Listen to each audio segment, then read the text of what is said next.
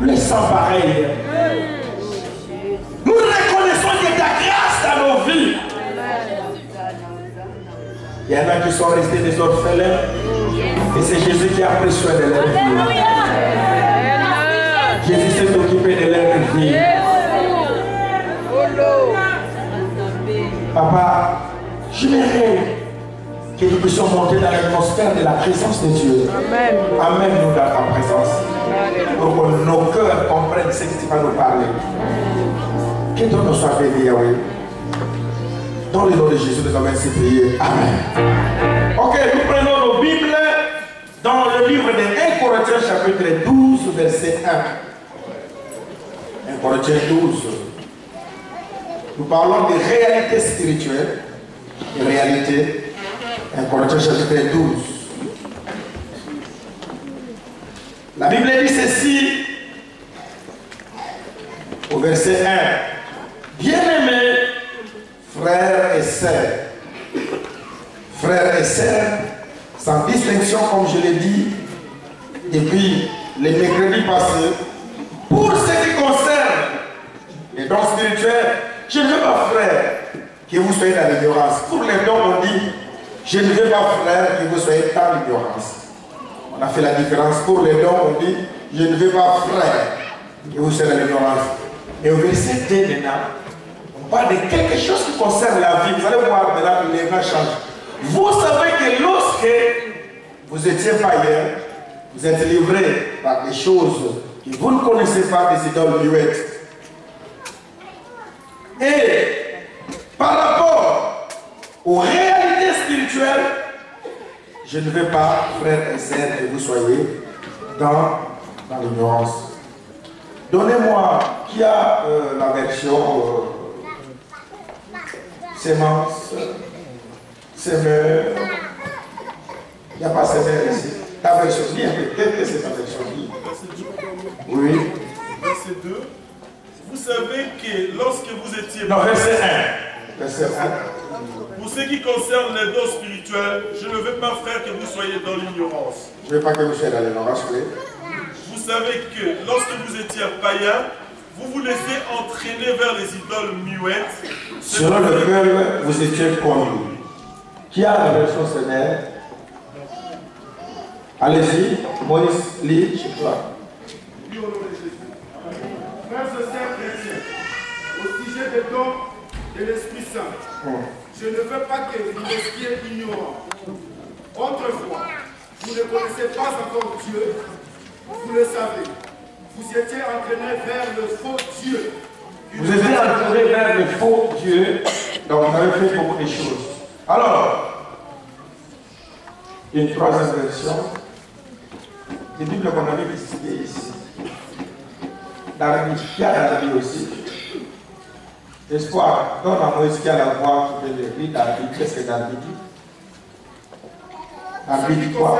La réalité spirituelle. David parle maintenant, il explique. Ici, qui concerne la réalité spirituelle. Je ne veux pas, frères et sœurs, que vous soyez dans l'ignorance. Vous savez comment, lorsque vous étiez étrangers au peuple de Dieu. Lorsque vous étiez étrangers au peuple de Dieu, vous le serez. Vous vous êtes laissés. Allez-y. Moi, c'est l'expression que je suis. Entraînez vers les idoles. Des idoles muettes selon lesquelles vous étiez conduits. Voilà. Vous avez dit, nous ne devons pas ignorer, nous sommes en esprit, nous sommes à l'église de Dieu. Mais si nous négligeons certains faits spirituels dans la vie, les conséquences vont s'abattre sur nous parce qu'on n'a pas veillé sur ces choses. Je vous ai dit, dans le ministère, j'ai accepté le Seigneur Jésus-Christ depuis 1986 jusqu'aujourd'hui. J'ai vu des pasteurs qui sont morts. J'ai vu des pasteurs qui sont devenus des paralytiques. J'ai vu des mamans qu'on était ensemble qui sont devenues des folles. J'ai vu aussi des frères qui sont devenus des folles. Fréquenter l'église, à comment on était des beaux mamans. J'ai vu. Il y a même un frère qui nous a prêché ici à l'église. Il avait épousé une femme qui est devenue folle. Vous savez bien, il a épousé cette femme.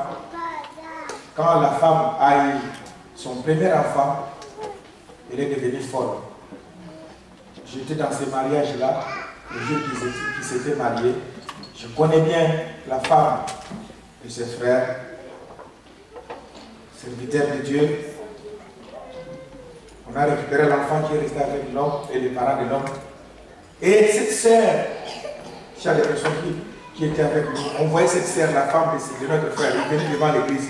Chaque dimanche, après le culte, on la voit tourner, folle, avec les histoires. Alors, pourquoi une personne qui est restée, c'est une fille que je connais. Je connais, c'était mes encadrés, on a encadré à l'église jusqu'à ce qu'ils étaient fiancés. Je vous dis, les frères nous ont prêché ici dans cette église. Amen. Ici. Mais la femme qu'il avait épousée est devenue folle. Pourquoi elle est devenue folle? Parce que dans sa famille, tu peux être bien, mais quand tu te maries logiquement, quand tu vas accoucher, il y a cette logique, tu dois devenir folle. Alléluia. C'est une logique de la famille, dans sa famille, on sait que c'est comme ça. C'est ça, la réalité spirituelle de cette famille. Personne ne savait quand on bénissait leur mariage, c'était la joie, on a mangé des viandes. Mais on ne savait pas qu'on a mangé des viandes d'une personne qui deviendra folle. Parce que quand la personne devient déjà folle, ça fait un trop tard parce que les prières demandent à ce que la personne retrouve sa lucidité. Il faut ramener la personne à la lucidité pour que la personne vous raconte certains faits qu'il a vécu. Tant que la personne n'a pas sa lucidité, c'est difficile. Ça demande maintenant, il faut faire des recours, plusieurs recours dans la prière. Je vous ai donné l'exemple ici des réalités spirituelles des frères. Moi-même, j'étais là à côté, il m'a donné la prière. À la modération, il a déconné, il est devenu fou. À la modération. À quand maman m'a donné des coups de tête. Des coups de tête à une. Après, on a récupéré, il est resté fou. Sa femme avait été enceinte, presque à terre. avec un mari qui est devenu fort en l'église. Pourquoi? Parce qu'il y avait des réalités spirituelles qu'on n'avait pas maîtrisées. Et toutes ces choses sont arrivées dans la vie pour nous donner instruction à nous pasteurs, quand nous serons devant les responsabilités que nous puissions prêcher aux enfants de Dieu, de ne pas tomber à ces réalités. Tout le monde voit ce qu'on a. Bien aimé, cette sœur parlait aussi en langue à l'église. Son mari, c'est un serviteur. Mais comment c'est une telle réalité? Parce que bien aimé dans le Seigneur, il y a des personnes qui disent nous avons la parole, mais ils ont négligé l'aspect spirituel. La Bible dit nous n'ignorons pas les desseins du diable. Dieu lui-même dit mon peuple est détruit parce qu'il manque la connaissance.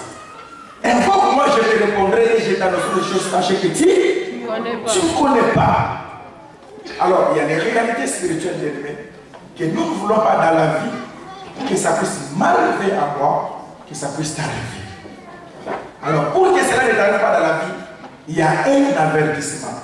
Pour que tu ne sois pas toujours esclave de ces choses, il faut que tu sois averti. J'ai énuméré, je ne peux pas revenir dans tout ce qu'on a parlé, dans le Seigneur, tout ce qu'on a parlé, j'ai énuméré plusieurs cas. J'ai commencé à parler sur les cas de personnes qui subissent des troubles mentaux, qui ont des problèmes mentaux dans leur vie. Ne regardez pas l'apparence des gens que vous voyez. Mais si vous allez bien observer, vous allez voir, certaines personnes sont traquées. Il y a un souci dans leur tête, dans leur esprit. Quand je venais dans la voiture, j'ai vu une femme haïtienne qui parlait pour nous.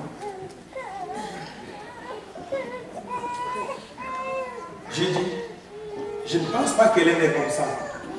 Il y a des problèmes. Il y a des problèmes. Il y a même un pasteur qui m'a appelé pour me dire, pasteur, tel frère, est-ce qu'il a des problèmes? Pourquoi? Parce qu'il a vu le frère à Bruxelles.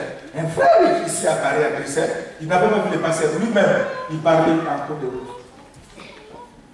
Donc il y a des personnes, mais quand tu vas rencontrer cette personne, il va te saluer bien normal. Comment ça va à la maison? C'est des choses qui arrivent dans son esprit que lui-même ne peut pas s'apercevoir. Pourquoi? Parce que il y a un problème qui a traqué son esprit.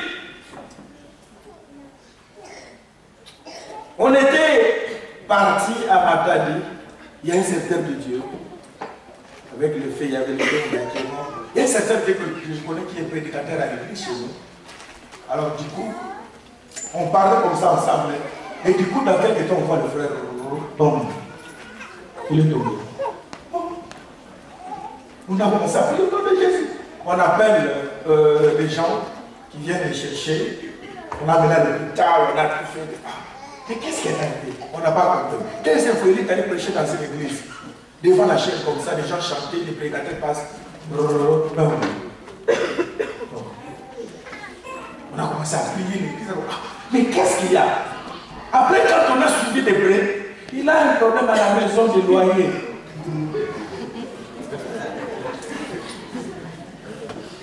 Alléluia. Vous savez, il y a des personnes qui se font d'être forts, mais il n'est pas fort.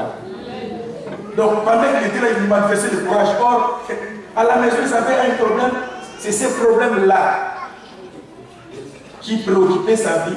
Et cela a... Parce que la Bible dit qu'il fait de levain fait lever toute la pâte. C'est ce problème-là qui a fait après les conséquences des petites miettes qui se sont rassemblées. Et après, il a commencé à tomber. Parce qu'on a chassé des démons. C'est un problème qu'on doit l'amener à l'hôpital, transfuser, perfuser. Et après, il revient. Et je lui ai dit, dis-moi, qu'est-ce qu'il y a? Il m'a dit la vérité, tel que tu vois là, ma femme, les enfants, je ne sais pas où est-ce qu'ils sont. Pour éviter les dégâts, j'ai fouillé. C'est pourquoi on est venu avec vous ici à Matadi. J'ai fouillé. Les problèmes, ils seront là. Mais il faut chercher comment résoudre ces problèmes. C'est pourquoi Dieu dit dans la parole, venez à moi vous tous qui êtes fatigués et chargés, moi je vous donnerai du repos. Alors j'ai dit ceci, les cas de personnes qui ont ces troubles, ce sont des cas rapidement Des personnes qui ont vécu des situations dans leur vie, j'ai dit, il y a des cas de divorcés, il y a des cas de personnes qui ont perdu le travail, il y a des cas de personnes qui ont fait des accouchements précoces, des morts nés dans leur vie. Il y a les déceptions de personnes qui ont des déceptions dans la vie, d'un homme de monsieur qui a été déçu. Et on a parlé aussi des personnes qui ont subi des avortements dans leur vie, qui ont vu les sangs, ça crée aussi des troubles dans leur vie. Alors ce sont des choses que beaucoup de personnes disent, non, ce sont des choses qui sont arrivées. Ils ont l'habitude de penser au passé et qui ne va rien ajouter dans leur vie. Et nous avions dit, nous avons comme médicament pour soigner ces problèmes. La Bible dit, ne pensez plus aux événements passés. Et ne considérez plus ce qui est ancien. Les gens du monde ont l'habitude de dire, si je pardonne, ce n'est pas synonyme d'oublier. Or, c'est le problème avec ta vie. J'étais à l'hôpital à Bruxelles, prier pour un médecin. Je ne croyais pas qu'un médecin aussi pouvait se trouver à l'hôpital. Un médecin qui se trouve à l'hôpital, qu'on doit laver, il avait la bouche tournée et tout comme ça. Il y a une sœur que je connais à l'église qui travaille là, elle dit, qui sollicite, dit allez voir ce monsieur-là, besoin de quelqu'un, on va faire ça en secret pour prier pour lui, parce que tu sais la vie telle que tu es là, tu fais le faire pour rien. Nous on te conseille à oublier et à laisser tuer la charge de Dieu. Tu n'écoutes pas. Tu resteras un jour où ta habilité, tout le monde va voir ça. Fier aux autres, il y a pas de aussi là. Il y aura des filles qui seront autour de toi et te regardent. Ils regardent ta tête et des hommes. Ils regardent ta dignité exposée. Parce que tu le veuilles ou pas, ils doivent faire leur travail. Mais quand on te parlait, tu n'écoutais pas. Il m'a tenu à la messe et me disait, il a dit, tu es pasteur, je ne veux pas que tu deviennes ici comme moi et va conseiller les gens de l'église. Moi, je suis médecin. Je ne peux pas trop penser et réfléchir. Alléluia. Amen. J'ai apporté cette information. C'est bien. Mais les conséquences de la vie, tu ne payeras pas ça avec une autre personne. C'est toi-même qui les vivras. Amen. Dans ta vie, tu le vivras. Alors, c'est pourquoi Dieu te dit, bien-aimé. Je vous ai dit, Dieu dit, mais pourquoi tu dois t'inquiéter? J'ai préservé encore une bénédiction à côté pour toi. Ne t'inquiète rien. Expose ça à Dieu. Que ça soit la charge de Jésus. Et toi, sois en paix. Que Jésus puisse prendre ça. Parce que si tu ne vas pas forcer, tu ne vas pas donner la solution, il y a quelqu'un qui sait comment donner la solution. Et je vous ai dit ceci dernier. Je veux savoir ceci. Quand j'ai parlé de la délivrance, à ceux qui suivent nos enseignements, j'ai dit, il y a deux étapes de la vie qu'on ne doit pas négliger. Il y a le désert. Et il y a la vie normale qu'on doit avoir, les esprits. Le désert, mon frère, ma soeur, que tu le veuilles ou pas, Jésus lui-même, Dieu le Dieu tout-puissant, il fait sortir les enfants d'Israël qui étaient des esclaves en Égypte. Ils étaient des esclaves. Ils ont souffert. Ils ont pleuré. La Bible dit, j'ai entendu les cris de mon peuple qui est en Égypte. J'ai encore Moïse pour la libération. Mais il les a fait sortir de l'Égypte. Au lieu que ce soit directement au sort de l'esclavagisme, qu'on commence à vivre les bonheurs de la vie, Dieu les fait passer par le désert. Amen. Alléluia. Amen. Parce que Dieu n'aime pas des escrocs. Dieu aime aussi se rassurer de ses véritables enfants.